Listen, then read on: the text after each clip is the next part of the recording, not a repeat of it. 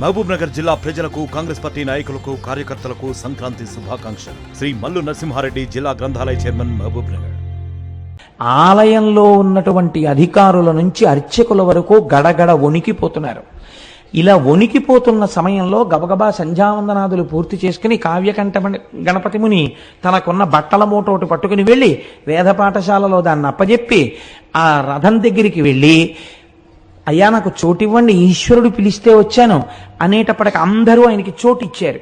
ఆయన రెండు మోకుల మధ్యలోకి వెళ్ళి సాష్టాంగ నమస్కారం చేసి, అరుణాచలేశ్వర నువ్వు పిలిస్తే నేను వచ్చాను, నువ్వు చెప్పిన మాట నిలబెట్టు అని కుడి చెయ్యి వేసి, ఇలా ఉంటారు కావ్యకంఠ గణపతి ముని, కుడి చెయ్యి వేసి ఇలా అన్నారు.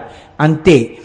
చాలా మంది కలిపి తేలిక వాహనాన్ని లాగేస్తే ఒక్కసారి ఎలా దూకుతుందో, అలవాట్లేనివాడు ఫస్ట్ గేర్ వేసేసి యాక్సిలేటర్ వదిలేస్తే బండి ఎలా దూకుతుందో అలా ఒక దూకింది అరుణాచలం రథం.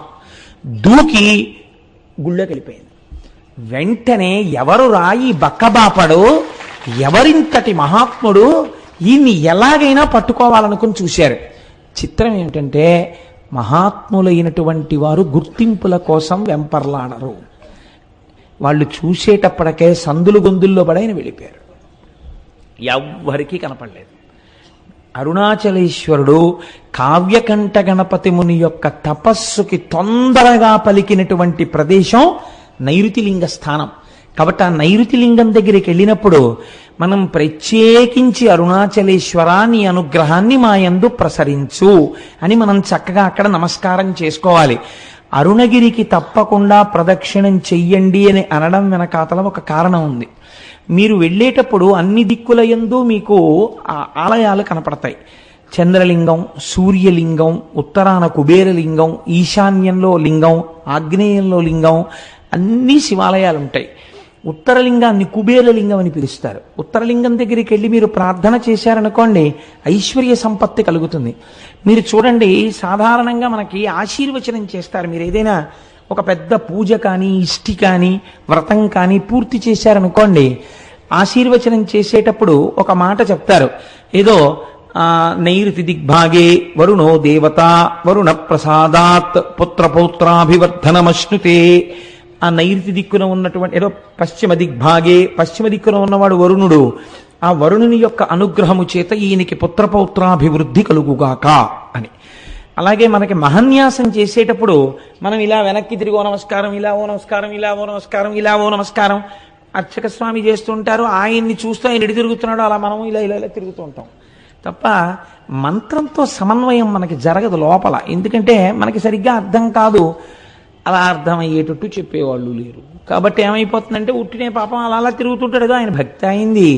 కానీ మీకు తెలియకుండానే మీరు అరుణగిరికి ప్రదక్షిణం చేసేటప్పుడు అన్ని దిక్కుల నుండి మీరు ఏం కోరుకుంటున్నారో అవి ఇయ్యగలిగినటువంటి దిక్పాలకులకు శాసకుడై ఉన్నటువంటి పరమశివుని యొక్క దర్శనం మీకు అన్ని దిక్కులా కలుగుతుంది. కలగడం వల్ల ఇహమునందు మీకు సమస్త సమృద్ధి కటాక్షింపబడుతుంది. కాబట్టి అరుణాచల లింగానికి, అరుణాచలేశ్వరుడికి, ఆ కొండకి ప్రదక్షిణం చెయ్యడంలో అంత విశేషమైన ప్రాముఖ్యం. కొన్ని చెప్పకపోతే నాకు కడుపుబ్బ తీరదు, అదొక విర్రి నాకు. కాబట్టి చెప్తాను, ఇది కూడా చెప్పాలా అని అనుకోకండి. మనం పశ్చిమ దిక్కుకు వెళ్ళినప్పుడు ఆది అన్నామలై అని ఒక క్షేత్రం ఉంటుంది, ఒక దేవాలయం, శివాలయం ఉంది. ఆ ఆది అన్నామలై క్షేత్రం దేవాలయం దగ్గరికి వెళ్ళేటప్పటికే ఈసారి మేము కనుమ పండుగ నాడు వెళ్ళాం. చక్క పెద్ద పెద్ద ముగ్గులేసి గొబ్బిళ్ళు పెట్టి గుమ్మిడి పూలు పెట్టారు. పెడితే మా వాళ్ళు వచ్చిన భక్తుల్లో కొంతమందికి మంచి మంచి పాటలు వచ్చు, గొబ్బిళ్ళ పాటలు. ఆ గొబ్బిళ్ళ పాటలు పాడుతుంటే మాతో వచ్చిన వాళ్ళందరూ ఆ గొబ్బిళ్ళకి చక్కగా నాట్యం చేస్తూ కన్నెపిల్లలకి మంచి భర్తలు రావాలని ప్రదక్షిణాలు చేయించి పాటలు పాడించి ఎంత ముచ్చట్లాడామో, ఎంత సంతోషం పడ్డామో శివుడి సన్నిధానంలో పండగ చేసుకుంటూ. అసలు కనుమ అంటే మీరు అరుణాచలంలో చూడాలి. పశువుకి పూజ కదండి. పశు రూపంలో నిలబడిన వాడెవరు? నందీశ్వరుడు. మీరు చూసి తీరాలి. మొన్న కనుమ పండుగ నాడు నాతో వచ్చిన వాళ్ళందరూ ఇక్కడే ఉన్నారు.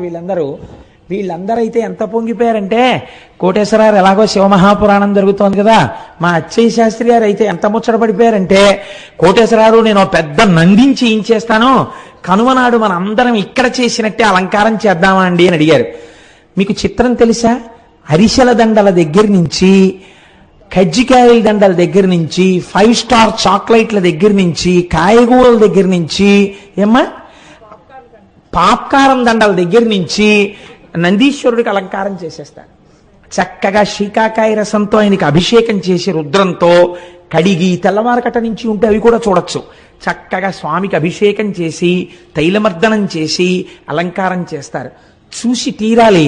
ఏమో ఈశ్వరుడు అనుగ్రహిస్తే సర్వసమర్థులైన వాళ్ళు గోపాలకృష్ణ గారు, దొరగారు ఇలాంటి వాళ్ళు అందరు ఉన్నారు కాబట్టి ఇక్కడ నానాజీ గారును నందికేశ్వర చరిత్ర చెప్పినప్పుడు నందీశ్వరుణ్ణి అలా అలంకరించే ప్రయత్నం చేద్దాం ఒకసారి. ఇక్కడ మేము ఒక్కళ్ళమే అనుభవించడమే, మీరు కూడా అలా నందీశ్వరుణ్ణి ఎలా అలంకారం చేస్తారో చూద్దురు గాని. అక్కడ చూడగానే ఆ రోజున నాతో పాటు ఉన్న వాళ్ళందరూ రిజర్వ్ చేసేసుకున్నారు. జంతికల దండలు మావంటే, చకోడీల దండలు మావంటే, కజ్జికాయల దండలు మావంటే వాళ్ళు చూశారు కాబట్టి వాళ్ళు అవన్నీ రిజర్వ్ చేసుకున్నారు కూడా. కాబట్టి అన్నమాట ఉత్తినేందుకు పోవాలి, వాళ్ళ అలంకారం కూడా చేస్తారు.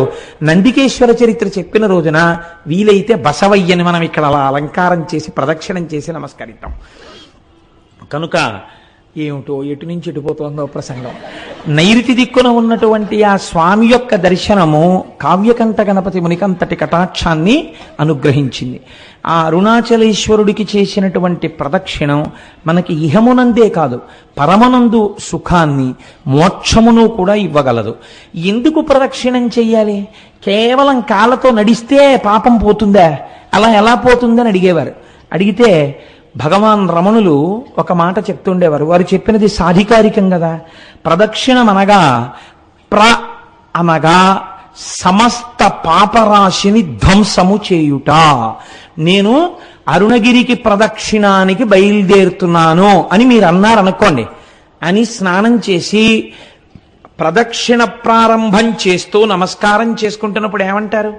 ఈశ్వర, ఈ ప్రదక్షిణం ఏ విఘ్నం లేకుండా నా ఒంటి యందు శక్తి నిలబడి నేను చక్కగా చేసుకునేటట్టు అనుగ్రహించు అని మీరు మొదటి అడుగు తీసి ఇలా వెయ్యగానేట